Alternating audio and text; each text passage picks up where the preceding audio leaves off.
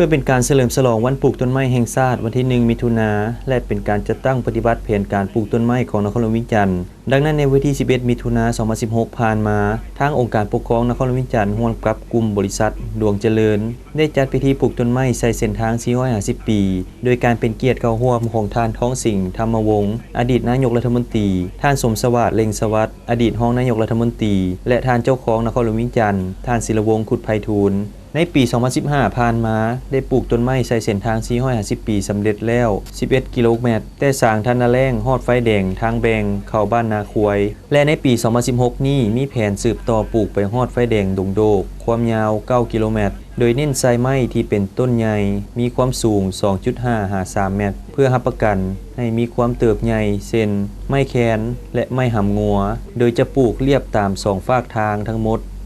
1,430 ต้นรวมมูลค่า800ล้านกว่ากีบโดยแม่นทุนสมทบของแผนกเกษตรกรรมป่าไม้นครหลวงวิจันทร์และภาคส่วนต่างๆในสังคมเพราะว่าในปีผ่านมาแล้วแม่นพวกเขาปลูกเทื่อเดียวแล้วซุ่มใช้ขบวนการเดียวแต่ว่าในปีนี้แม่นพวกเขาได้สืบต่อเพราะว่าในขบวนการปลูกไม้ประจำปีนั้นแหละแม่นพวกเขาได้เริ่มตั้งแต่วันที่13เดือน5เป็นต้นมาเนาะซึ่งก็เป็นมื้อที่ว่าพวกเขาได้เปิดขบวนการและนอกจากนั้นแหละแม่นพวกเขาก็ได้สืบต่อปลูกไปเรื่อยๆแต่ในเป้าหมายของพวกเขาในปีนี้แหละแม่นจะให้สำเร็จอยู่ในเส้นทาง450ปีนี้เนาะซึ่งว่ามาฮอดปัจจุบันนี้ก็ถือว่าปลูกได้ตามแผนการและแม่นได้ประมาณ 80% ของแผนการแล้วเนาะจังซั่นนี้ก็คาดคะเนว่าท้ายเดือน6นี้แหละแม่นจะให้สำเร็จตามแผนเนาะที่ว่าได้วางไว้ 1,300 กว่าต้นนั้นความแตกต่างระหว่างปีกายนี้กับปีนี้เนี่ยแม่นพวกเขาเน้นใส่การระดมทุนการมีส่วนร่วมของพ่อแม่ประชาชนของบรรดาผู้ประกอบการโดยเฉพาะเป็นเจ้าของดินอยู่ในเขต450ปีนี้ให้มีส่วนร่วมให้ร่วมกันในการซื้อเบี้ยไม้แล้วก็บัว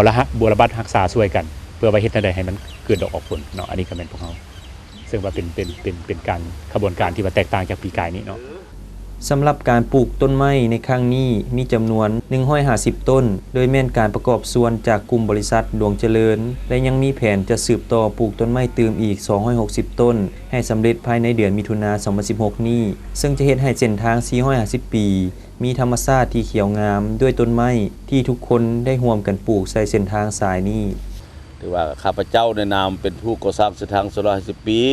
ก็มีความรู้สึกใจแล้วก็ได้ประกอบส่วนในการปลูกต้นไม้เพื่อหับต้อนเนาะถือว่าเป็นแบบอย่างให้คนอื่นๆนั่นแหละถือว่าจงหันหน้ามาปลูกต้นไม้หน้าเฮือนไผ่เฮือนมันเพื่อให้สร้างเป็นสีเขียวปลูกคนละต้น2ต้นก็เฮ็ดให้ประเทศชาติเราเป็นการร่มเย็นถือว่าเป็นสิ่งที่ดีให้แก่ลูกหลานอนาคตภายหน้าแล้ว